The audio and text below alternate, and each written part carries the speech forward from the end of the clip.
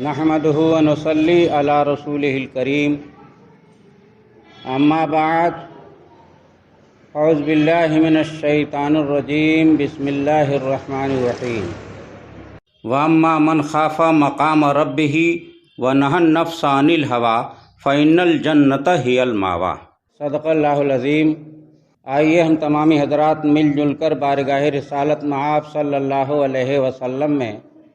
جھوم جھوم کر ہدیہ درود و سلام کا نظر پیش کر لیں۔ پڑھیے بآواز بلند، اللہم صلی علی سیدنا و ماوانا و ملجانا محمد معدن الجود والکرم منبع العلم والحلم والحکم صلو علیہ صلاۃ و سلام علیک یا رسول اللہ۔ میں نے آپ حضرات کے سامنے خطبہ مسنونہ کے بعد قرآن مقدس کی ایک آیت کریمہ کی تلاوت کا شرف حاصل کیا ہے۔ تھوڑا سا ذکر گزشتہ بیان میں بھی ہو چکا ہے، مزید کچھ اور باتیں عرض کرتا ہوں ہوائے نفس کے تعلق سے۔ رب تبارک و تعالی ارشاد فرماتا ہے وَأَمَّا مَنْ خَافَ مَقَامَ رَبِّهِ وَنَهَى النَّفْسَ عَنِ الْهَوَىٰ فَإِنَّ الْجَنَّةَ هِيَ الْمَأْوَىٰ۔ جو شخص اپنے رب کے حضور کھڑے ہونے سے ڈرا اور اپنے نفس کو خواہشات سے روک لیا تو اسی کا ٹھکانہ جنت ہے۔ جب مومن بندہ اپنے رب کے حضور کھڑے ہونے سے ڈر جاتا ہے اور اپنے نفس کو خواہشات سے روک لیتا ہے تو رب تبارک و تعالی ارشاد فرماتا ہے کہ اسی کا ٹھکانہ جنت ہے، وہ جنتی ہے اور جنت میں جانے والا ہے۔ ہم مسلمان ہیں اور مسلمان ہونے کی حیثیت سے روز قیامت پر ہمارا ایمان ہے، اور جس بندے کا روز قیامت پر ایمان ہو اور وہ اس بات پر یقین رکھتا ہو کہ مجھے رب کی بارگاہ میں حاضری دینا ہے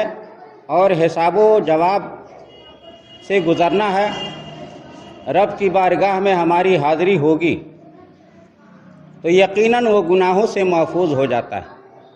اور گناہوں سے باز رہنے کی کوشش کرتا ہے۔ روز قیامت ایک حقیقی امر ہے اور ایک نہ ایک دن قیامت آنے والی ہے اور رب کے حضور ہم سب کو حاضر ہونا ہے، حساب و کتاب سے گزرنا ہے۔ یہی رب تبارک و تعالی اس آیت کریمہ میں ارشاد فرماتا ہے۔ قیامت پر ایمان، آخرت پر ایمان رکھنا، یہ ایک مومن کی شان ہے اور ایک مومن کی صفت ہے۔ کئی صفتوں میں ایمان والوں کی، مومنوں کی جو صفتیں قرآن و احادیث میں بیان کی گئی ہیں، ان تمام صفتوں میں سے ایک صفت یہ بھی ہے کہ آخرت پر ہمارے ایمان ہو۔ رب تبارک و تعالی قرآن مقدس میں ارشاد فرماتا ہے کہ وَبِالْآخِرَةِ هُمْ يُوقِنُونَ، کہ ایک مومن کی شان ہے اور مومن کی ایک صفت ہے کہ اس کا ایمان آخرت پر ہو، اور جس کا ایمان آخرت پر ہوگا یقیناً وہ رب کی بارگاہ میں حاضری ہونے سے ڈرے گا اور اسے یقین ہوگا کہ ہمیں رب کی بارگاہ میں حساب دینا ہے،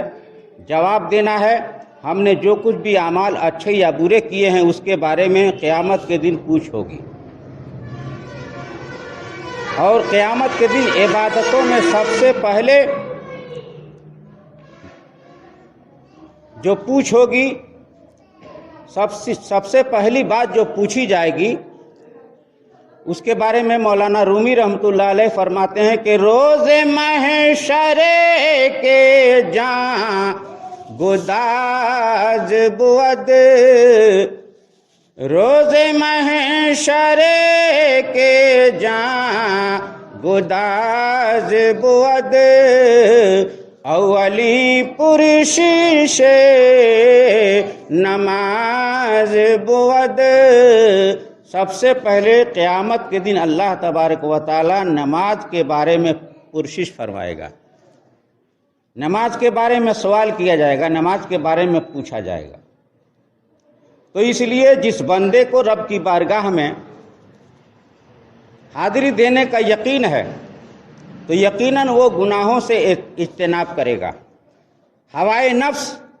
اپنے نفس کو خواہشات سے روک لے گا تو رب تبارک و تعالیٰ ارشاد فرماتا ہے کہ اس کا ٹھکانہ جنت ہے۔ حضرت سلیمان علیہ السلام ایک بہت ہی بڑے بادشاہ گزرے ہیں۔ سلیمان علیہ السلام، مشہور بات ہے، آپ جانتے ہیں کہ حضرت سلیمان علیہ السلام کو اللہ تبارک و تعالیٰ نے بہت ساری نعمتوں سے نوازا تھا۔ آپ پوری دنیا کے بادشاہ تھے۔ انسان، جنات، چرندوں پرند، آگ، ہوا، پانی، ہر چیز پر آپ کی حکومت تھی۔ دیو و شیاطین، کوئی بھی چیز، اللہ کی کوئی ایسی مخلوق نہیں تھی جس پر حضرت سلیمان علیہ السلام کی حکومت نہ رہی۔ اتنے بڑے بادشاہ گزرے ہیں۔ ایک مرتبہ آپ کا دربار لگا ہوا تھا، آپ نے ہدہد کو تلاش کیا، مجلس میں ہدہد کو غائب پایا تو جلال بھرے انداز میں فرمایا کہ آج ہدہد کو میں سزا دوں گا، اگر کوئی معقول دلیل وہ میرے پاس لائے تو میں اسے چھوڑ دوں گا، اگر کوئی معقول دلیل پیش نہیں کرتا ہے تو پھر میں اسے سزا دوں گا۔ یہ جلال میں فرمایا۔ تھوڑی دیر کے بعد سے ہدہد پرندہ، ایک پرندہ ہے ہدہد پرندہ جب حضرت سلیمان علیہ السلام کی بارگاہ میں حاضر ہوا اور اسے پتہ چلا کہ حضرت سلیمان علیہ السلام غصے میں ہیں اور مجھے تلاش کر رہے تھے، میری طلب فرما رہے تھے، تو وہ کانپتے ہوئے حضرت سلیمان علیہ السلام کی بارگاہ میں حاضر ہوا، کانپتے ہوئے، ڈرتے ہوئے، گھبراتے ہوئے آپ کی خدمت میں حاضر ہوا اور اس نے عرض کیا کہ حضور، میں آپ کی خدمت میں حاضر ہوں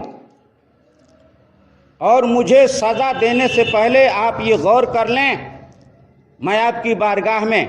محکوم ہوں اور آپ میرے حاکم ہیں، تو آپ کے اوپر بھی کوئی حاکم ہے جو احکم الحاکمین ہے، تمام حاکموں کا حاکم ہے، وہ رب کی بارگاہ ہے، اس رب کی بارگاہ میں آپ بھی حاضر ہوں گے، کہیں کوئی ایسی سزا مجھے نہ دیجیے گا جو ہمارے قصور سے زیادہ ہو۔ جب یہ سنا حضرت سلیمان علیہ السلام نے تو آپ رو پڑے، آپ کے جلال میں کمی آ گئی، رب کی بارگاہ میں گریہ وزاری کرنے لگے، رو پڑے، آپ کے آنسو نکل گئے۔ یہ ہم مسلمانوں کو، ہم مومنین کو سمجھانے کے لیے ہے، ورنہ حقیقت ہے آپ جانتے ہیں کہ انبیاء کرام معصوم ہوتے ہیں، انبیاء سے گناہ ہو ہی نہیں سکتا، وہ بالکل معصوم ہے گناہوں سے، لیکن ہم سب کو سمجھانے کے لیے یہ احادیث کریمہ میں آیا ہے کہ حضرت سلیمان علیہ السلام کی بارگاہ میں ہدہد پرندے نے یہ کہا کہ آپ کو بھی رب کی بارگاہ میں حاضر ہونا ہے، اس لیے کوئی ایسی سزا نہ دیجیے گا جو ہمارے قصور سے زیادہ ہو۔ یہ ہم سب کو سمجھانے کے لیے کہ ہم مسلمان ہیں، ہم مومن ہیں، ہمیں بھی رب کی بارگاہ میں حاضر ہونا ہے، کوئی گناہ لے کر کے ہم نہ جائیں، کسی گناہ کے قریب نہ ہوں، اپنے نفس کو خواہشات سے روکے رکھیں۔ اگر ایسا ہم نے کر لیا تو رب کی بارگاہ میں ہماری حاضری کامیاب ہوگی اور اللہ تبارک و تعالی ہمیں انعام و اکرام سے نوازے گا۔ درود شریف پڑھیے، اللہم صلی علی سیدنا و مولانا و مولانا محمد معدن الجود والکرم منبع العلم والحلم والحکم صلو علیہ صلاۃ و سلاما دائما ابدا سرمدا کثیرا کثیرا۔ ایک بزرگ ہیں حضرت فضیل بن عیاض رحمۃ اللہ علیہ۔ یہ بزرگ اولاً ڈاکو تھے، بہت بڑے رہنزن تھے، بعد میں انہوں نے توبہ کیا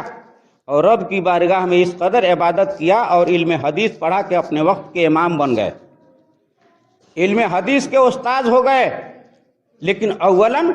یعنی ان کی ابتدائی زندگی ڈکیتی میں گزری تھی۔ ایک مرتبہ یہ ایک مکان پر ڈاکہ ڈالنے کے لیے اپنا کمند پھینکتے ہیں دیوار پر، اور اس کمند کے سہارے اس دیوار پر چڑھنے کی کوشش کرتے ہیں۔ جیسے ہی آپ اوپر جاتے ہیں اور آنگن میں اترنا چاہتے ہیں تو جیسے ہی آپ کے کان میں تلاوت کلام اللہ کی آواز آئی۔ صاحب مکان جو گھر والا تھا اپنے گھر میں قرآن شریف کی تلاوت کر رہے تھے، اور تلاوت کرتے کرتے اس آیت اس آیت پر پہنچے کہ علم یعنی للذین آمنوا ان تخشع قلوبہم لذکر اللہ، اے مومنو کیا تمہارے لیے وہ وقت نہیں آیا کہ ذکر الہی کے لیے تمہارے دل نرم پڑ جائیں؟ یہ اس آیت کا ترجمہ ہے۔ صاحب خانہ تلاوت کرتے ہوئے اس آیت پر پہنچے کہ کیا تمہارے دل ذکر الہی کے لیے نرم پڑ جائیں، اس کا وقت ابھی نہیں آیا؟ جیسے ہی یہ سنا بے ساختہ پکار اٹھے اور آپ کی زبان سے نکل گیا کہ کیوں نہیں، اے میرے رب اس کا وقت آ گیا۔ یہ آیت کریمہ نشتر بن کر کے آپ کے دل میں چبھ گئی اور آپ کا دل چوٹ کھا گیا۔ روتے ہوئے کمن سے نیچے اتر گئے، دیوار سے نیچے اترے اور ایک کھنڈر میں جا کر کے اللہ کی بارگاہ میں گریہ وزاری کرنے لگے، رونے لگے، زار و قطار رو رہے ہیں کہ رات کا وقت آیا اور رات میں ایک قافلہ جو ہے اس راستے سے گزرا جہاں آپ رو رہے تھے، ڈر کر کے اللہ کی بارگاہ میں توبہ استغفار کر رہے تھے، گریہ وزاری کر رہے تھے۔ ایک قافلے کا گزر ہوا اور وہ قافلہ والے آپس میں گفتگو کر رہے تھے، بات چیت کر رہے تھے کہ اس راستے سے ہمیں جلدی سے گزر جانا ہے، یہاں ٹھہرنا نہیں ہے، اس لیے کہ یہ علاقہ فضیل بن عیاض کا ہے، کہیں ایسا نہ ہو کہ ہم اس کے چپیٹ میں آ جائیں اور ہم لوگ ہلاک ہو جائیں، ہم لوگ تکلیف پہنچائے جائیں، ہم لوگوں کو مار دیا جائے اور ہمارا سارا سامان لوٹ لیا جائے۔ یہ وہ قافلہ والے آپس میں یہ باتیں کر رہے تھے۔ جب حضرت فضیل بن عیاض کے کان میں یہ بات پہنچی تو اور زار و قطار رونے لگے اور زیادہ رب کی بارگاہ میں رونے لگے کہ الہ العالمین تو مجھے بخش دے، میں کتنا بڑا پاپی اور گنہگار ہوں کہ تیرے محبوب صلی اللہ علیہ وسلم کی امت کے لوگ جو ہیں اس راستے سے گزرنے سے گھبراتے ہیں اور میرے خوف سے وہ ڈر رہے ہیں، اس لیے اے میرے رب، میں تیری بارگاہ میں دعا کرتا ہوں اور عرض کرتا ہوں کہ الہ العالمین تو میرے گناہوں کو معاف فرما دے۔ اس طریقے سے رات بھر آپ نے گریہ وزاری کی، پھر صبح اٹھ کر کے ایک ادارے میں گئے اور علم حدیث پڑھا۔ کچھ عرصے تک علم حدیث پڑھتے رہے، یہاں تک کہ علم حدیث پڑھتے پڑھتے اپنے زمانے کے علم حدیث کے امام بن گئے اور اس قدر عبادت و ریاضت کیا اور قسم کھا لیا، رب کی بارگاہ میں یہ عہد کر لیا کہ اب آج سے میری زندگی جو ہے کعبۃ اللہ کی مجاوری میں گزرے گی اور عبادت میں گزرے گی۔ اس طریقے سے انہوں نے اس قدر عبادت کیا اور رب کی بارگاہ میں ڈرے کہ اللہ تبارک و تعالیٰ نے انہیں قبول فرما لیا، اور آج محبت کے ساتھ ہم ان کا نام لینے میں فخر محسوس کرتے ہیں۔ یہ ہے حضرت فضیل بن عیاض رحمۃ اللہ علیہ۔ یہی اللہ تبارک و تعالیٰ نے ارشاد فرمایا ہے کہ وَأَمَّا مَنْ خَافَ مَقَامَ رَبِّهِ وَنَهَى النَّفْسَ عَنِ الْهَوَىٰ فَإِنَّ الْجَنَّةَ هِيَ الْمَأْوَىٰ، جو شخص اپنے رب کے حضور کھڑے ہونے سے ڈر گیا اور اپنے نفس کو خواہشات سے روک لیا تو یقیناً اسی کا ٹھکانہ